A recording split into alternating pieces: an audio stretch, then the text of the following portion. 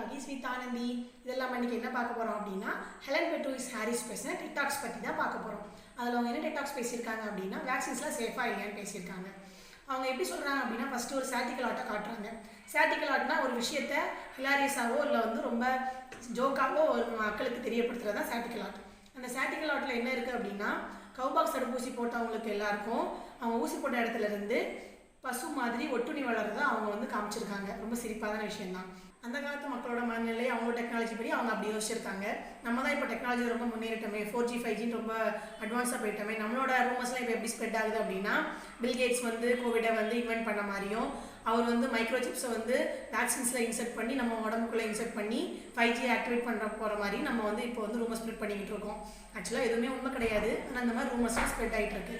Vaccines மக்களோட உயிரை காப்பாற்றுறதுல ரொம்ப முக்கிய பங்கு வகிக்கிறதுனால அதோட சைட் எஃபெக்ட்ஸை கம்மியாக தான் கன்சிடர் பண்ணுவாங்க.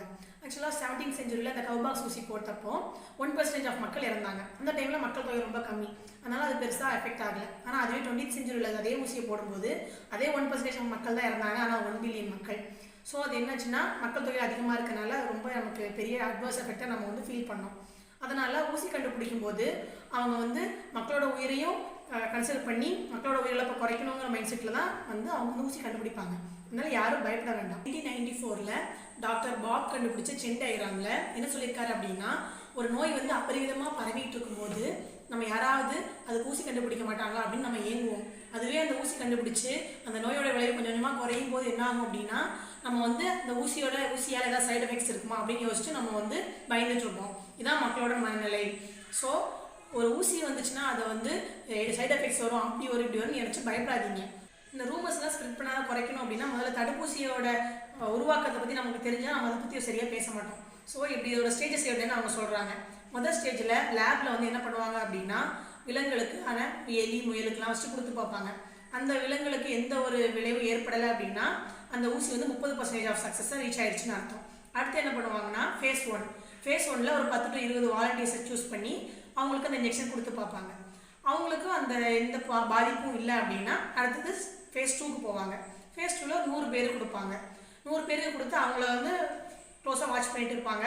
அதே டைம் ஃபேஸ் 1ல் கொடுத்தவங்களையும் வாட்ச் பண்ணிகிட்டே இருப்பாங்க.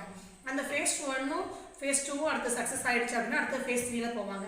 ஃபேஸ் 3னா அதில் ஒரு 1000 மக்கள் 2000 மக்கள் ஒரு 5000 10,000 வரைக்கும் செக் பண்ணுவாங்க. அப்போ அவங்களுக்கு கொடுக்கும்போது ஆல்ரெடி ஃபேஸ் 1 ஃபேஸ் 2லையும் செக் பண்ணிவிட்டு இவங்களையும் செக் பண்ணுவாங்க.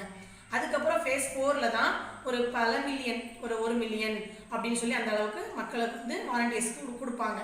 இப்போ எதுக்கு 1 மில்லியன் அளவுக்கு இந்த ஊசியை கொடுத்து செக் பண்ணணும்னு நீங்கள் யோசிக்கிறீங்களா? ஆக்சுவலாக எதுக்குன்னா நம்ம ஒரு 100 பேர் கொடுக்கும்போது ஒரு 50 பேருக்கு மட்டும் எஃபெக்ட் இருந்துச்சு அப்படின்னா நம்மளால டேட்டா கொடுக்க முடியாது, பாதி பேருக்கு மாதிரி ஆகிடும். அதுவே 1,00,000 பேர் அப்படின்னு கொடுக்கும்போது அதில் ஒரு 10 பேர் 100 பேர் 1000 பேருக்கு வந்துச்சு அப்படின்னா அந்த ஊசியை ஈஸியாக பாஸ் கொடுத்துடலாம்.